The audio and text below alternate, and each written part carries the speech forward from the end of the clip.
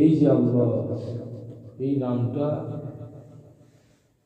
মহাবিশ্বের মহাবিশ্বয় কালামুল্লাহ শরীফে 2, 3, 6, 0 বার আছে। 2, 3, 6, 0 কোথায়?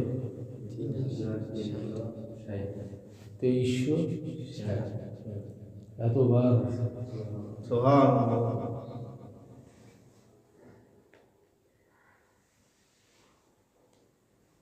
এরপরেও আল্লাহ বলছেন, তোমরা যদি আমি আল্লাহ পাককে ডাকো, জিকির করো, আমি আল্লাহ পাককে যদি ডাকো, আমি আল্লাহ পাকের নামের জিকির করো, আমি আল্লাহ পাক এত খুশি হই যে আমি তোমাদেরকে স্মরণ করি। যদি আমাকে ডাকো, যদি আমার নাম নাও, আমিও তোমাদের স্মরণ করি। যদি আমার নাম না নাও, তাহলে কিন্তু আমিও স্মরণ করবো না। শর্ত লাগাই দিচ্ছে। আমি তো সকলের রব আছি। আল্লাহ পাক বলতেছেন, আমি তো সকলের রব, আমি সকলের স্রষ্টা, সবকিছু স্রষ্টা, সবই ঠিক আছে। এরপরেও কেউ যদি আমাকে ডাকে, আমাকে স্মরণ করে, আমার নাম নেয়, সঙ্গে সঙ্গে আমি তাকে স্মরণ করি। আল্লাহ পাকে স্মরণ করার পরে কি মানুষ বলবে, বান্দা বলবে আল্লাহ আল্লাহ, আল্লাহ বলবে বান্দা বান্দা, তাই? আরে মানুষের মুখ আছে, জিভ আছে, ঠোঁট আছে, কণ্ঠ আছে, মানুষ মুখ দিয়ে আওয়াজ করে বলবে আল্লাহর কি ঠোঁট আছে? আল্লাহর কি জিভ আছে? আল্লাহর কি কণ্ঠ আছে? তো উনি বান্দা বলবেন কিভাবে? উনার বান্দা বলার অর্থ হলো বান্দার কি কি প্রয়োজন সেইটা আল্লাহ পাক ব্যবস্থা করে দিবেন, কুদরতি ভাবে ব্যবস্থা করে দিবেন। বেওকুফ, এটাই আল্লাহর কাছে সে ব্যবস্থা নাই। বান্দার কি প্রয়োজন, সেই প্রয়োজনটা কিভাবে পূরণ হবে এটা আল্লাহ জানেন না? জানেন না?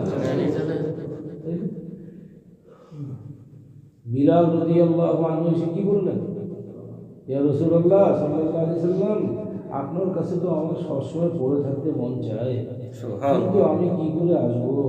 আমার মুনিব তো আমাকে ছাড়ে না, আমার মুনিব আমাকে অনেক দামে কিনে নিয়েছে, আমার মুনিবের মুক্তিপণ না দেওয়া পর্যন্ত সে আমাকে ছাড়বে না। আমি তো গরিব মানুষ, আমি কী করে তার মুক্তিপণ পরিশোধ করব? আমি তো সারা জীবন পারবো না মুক্তিপণ দিতে, পরে আমি তার কাছ থেকে ছাড়াও পারবো না। নবীজি মুচকি হেসে বলতেছেন, তোমার মুনিব তোমার কাছে কি চায়? মুনিব কি? মুনিব তো মুশরিক, কট্টর কাফির, মুসলমানদের দুশমন, ইসলামের দুশমন। কাফের মুশরিক মানে কি রে? কাফের মুশরিক মানে ওদের ইসলাম, ওদের রক্ত ইসলাম বিরোধী, জন্ম, অর্থ, রক্ত সব ইসলাম বিরোধী। সুযোগ পাইলেই কাটবে, সুযোগ পাইলেই কাটবে, তরবারি নিয়ে রেডি। আর মুসলমান দলাদলি নিয়ে মুসলমান। তো তোমার মুনিব কি চায়? তো বলছে, হুজুর আমি জিজ্ঞাসা করব। জিজ্ঞাসা করো তো তোমার মুনিব কি চায়, কিসের বিনিময়ে তোমাকে মুক্তি দিতে চায়, জিজ্ঞাসা করো তো। জিজ্ঞাসা করছি, মুনিব আমি যদি আপনার কাছ থেকে মুক্তি চাই, কিসের বিনিময়ে আপনি আমাকে মুক্তি দিবেন? বলে, এত শো গাছ, এত শো খেজুর গাছ তোমাকে রোপণ করে দিতে হবে, এবং ওই গাছগুলোতে যেদিন প্রথম ফল ধরবে সেদিন মুক্তি পাবা। কি গাছ? আরে গাছ লাগাইলে তোর খেজুর দেখার আগে তোর মৃত্যু হয়ে যাবে। তখন সে আরো হোপলেস হয়ে গেল, বলে সর্বনাশ। হোপলেস হওয়া মানে নিরাশ হয়ে গেল, নিরাশ হয়ে গেল। সে এসে নবীজিকে বলতে, রাসূলুল্লাহ এই যে এই কথা বলছে। নবীজি মুচকি হেসে বলতেছে, তাই দেখি, আচ্ছা ঠিক আছে, তোমার মনিকে তুমি বলো সে যতগুলো গাছ চাচ্ছে 900 অতশো গর্ত যেন করে। তোমার মনিকে বলে দিও, কারণ সে কোথায় গাছ লাগাবে তা তো আর তুমি জানো না। তাকে পছন্দ মতো গর্ত করতে বলো। 300 গাছ চেয়েছে, 500 গাছ চেয়েছে, 800 গাছ চেয়েছে, 900 গাছ চেয়েছে, 1000 গাছ চেয়েছে, যতগুলো গাছ চেয়েছে ততগুলো গর্ত করতে বলো।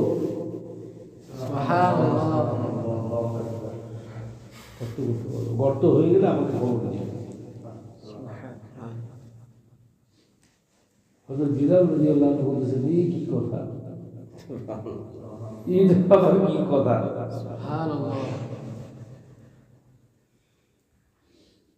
তো যাক, নবীজি বলছেন, আল্লাহ নবী উনি তো রিয়া কি করবেন না। আল্লাহ নবী বলছেন, আচ্ছা ঠিক আছে। বিশ্বাস 99% মুসলমানের এরকম বিশ্বাস নাই। নবীর প্রতি না, ওলি আল্লাহদের প্রতি, নবীর প্রতিও বিশ্বাস নেই। জুতার বাড়ি, ঝাঁটারের বাড়ি খেয়ে জীবন কাটাইতেছে। তখন যিনি কথা বলছে, আপনি কতগুলো গাছ চাচ্ছেন ততগুলো গর্ত প্রস্তুত করুন। আমি করবো কেন, তুমি করবা? আপনি জায়গা দেখা দেন, আমি করবো, আমি তো আপনার মুনি, আপনি আমার মুনি, আমি আপনার কৃতদাস, আমি তো গাছ করবো, আপনি দেখাই দেন কোথায় কোথায় গাছ লাগান। বলে এই লাইন দিয়ে, এই লাইন দিয়ে, এই লাইন দিয়ে, কথা বুঝছো? এত হাত পর পর গর্ত, হ্যাঁ গর্ত প্রস্তুত। নবীজি সাল্লাল্লাহু আলাইহি ওয়াসাল্লাম বিলাল রাদিয়াল্লাহু আনহু যখন বললেন যে রাসূলুল্লাহ গর্ত প্রস্তুত, তো নবীজি ওই সাহাবীদেরকে বললেন, এই সবাই খেজুরের চারা নিয়ে আসো। সুবহানাল্লাহ। মুহূর্তের মধ্যে শত শত চারা হাজির। সুবহানাল্লাহ। কারণ মদিনা শরীফে কি খেজুর গাছই তো, মরুভূমিতে খেজুর গাছ ছাড়া তার কোনো গাছ নেই, বাবলা গাছ মাঝে মাঝে দেখা যায়। তখন নবীজি সাল্লাল্লাহু আলাইহি ওয়াসাল্লাম সাহাবায়ে কেরামকে সাথে করে নিয়ে ওই চারাগুলো নিয়ে ওইখানে যে আছে, কোথায় গর্তের, ওই যে বিলাল রাদিয়াল্লাহু আনহু যে মুনিব, তার মুনিবের বাড়িতে যে আছে। হযরত ফারুক আযম রাদিয়াল্লাহু আনহুকে বললেন, তুমিও লাগাও, আমিও লাগাই। সুবহানাল্লাহ। নবী সাল্লাল্লাহু আলাইহি ওয়াসাল্লাম লাগাইতেছে, হাত মুবারক দিয়ে লাগাইতেছে, হাত মুখে মাটি ফেলো।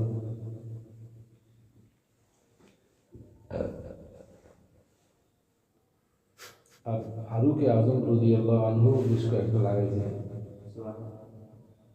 দেখা গেল 1 বছর যাইতে না যাইতে ফল ধরে বসে আছে। ওই টুকটুক গাছে ফল ধরে বসে আছে, কিন্তু ফারুক আযম যে গাছ লাগাইছেন ওই গাছে ফল ধরে নাই। নবীজি সাল্লাল্লাহু আলাইহি ওয়াসাল্লাম যে গাছগুলো লাগাইছেন সব গাছে ফল আসছে। এখন তো মুনিব কি বলছিল, ফল ধরলেই তুমি মুক্তি পাবা। ফল তো সব গাছে ধরছে, কয়েকটা গাছে ধরে নেই যেটা ফারুক আযম রাদিয়াল্লাহু আনহু লাগাইছেন। নবীজি সাল্লাল্লাহু আলাইহি ওয়াসাল্লামকে বলো, ইয়া রাসূলুল্লাহ, ফারুক আযম যে গাছগুলো লাগাইছেন ওইটা ফল আসেনি, আর গাছগুলো এসেছে, চলো চলো চলো চলো, আমাকে আবার নিয়ে চলো। ওই গাছগুলো উনি উঠায়, যে কয়টা গাছে ফল হয়নি উঠায় আবার লাগাইছে, পরের বার আবার ফল আসে, সাথে সাথে উনি মুক্ত হয়ে গেলেন। বিলাল রাদিয়াল্লাহু আনহু মুক্ত হয়ে গেলেন। নবীজি বললেন, বিলাল তোমার গলায় তো অনেক জোর, তুমি মসজিদের নববীতে আজান দিও, তুমি এখন থেকে আমার খাদিম হবে। তবে আমি তোমার ওই কৃত, তোমার ওই মুনিবের মধ্যে আমি তোমাকে কষ্ট দিব না। তুমি ইসলামের ইতিহাসের প্রথম মুয়াজ্জিন হয়ে থাকবে। আমাদের এখানেও আজকে ফজরের আজান দিয়েছে আর এক বিলাল।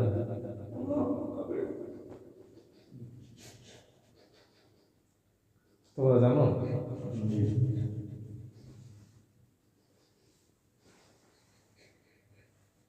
এই জন্য এটা মনে পড়লো। তো নবীজি কি পারে?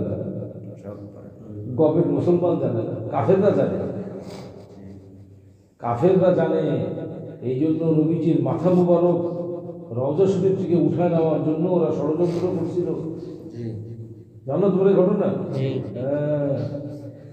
কাফেরের বাচ্চারা জানে, কাফেরের বাচ্চারা নবীকে চেনে, মুসলমানের বাচ্চা নবীকে চেনে না। এই জন্য কাফেরদের জুতার বাড়ি, চাটার বাড়ি খাইতে খাইতে জীবন যাচ্ছে। রেল লাইনের নিচে গলা দিয়ে জীবন শেষ করতে হচ্ছে। কালকের ব্যাপারেই আছে, বাপ বেটা একসাথে রেল লাইনের নিচে, তাই না? কালকের ব্যাপারেই আছে। দেখো, বাপ বেটা একসাথে, বাপ ছেলেকে নিয়ে একসাথে লাইনের ট্রেনের নিচে চাপ দিচ্ছে। কি করার জন্য? কামাই করার জন্য, তাই না? শয়তান, মুসলমান, বদমাইশ, ফাটকাবাজ, নিজের পায়ে কুরআন পড়তে রাজি আছে, কিন্তু নবীর প্রতি বসে বসে দরুদ পড়তে রাজি নেই। এমন হারামি, এমন মুনাফিকের মুনাফিক। এরাই হচ্ছে মুসলমানের দুশ্মন, ইসলামের দুশ্মন। এই লোকগুলোই, এরা যত জলদি পৃথিবী থেকে চলে যায় ততই ভালো। মুসলমান ইসলামের জন্য শান্তির কারণ। এইসব লোকদের কোনো প্রয়োজন নেই ইসলামে, এইসব লোকদের প্রয়োজন নেই। ইসলামের জন্য বিপজ্জনক।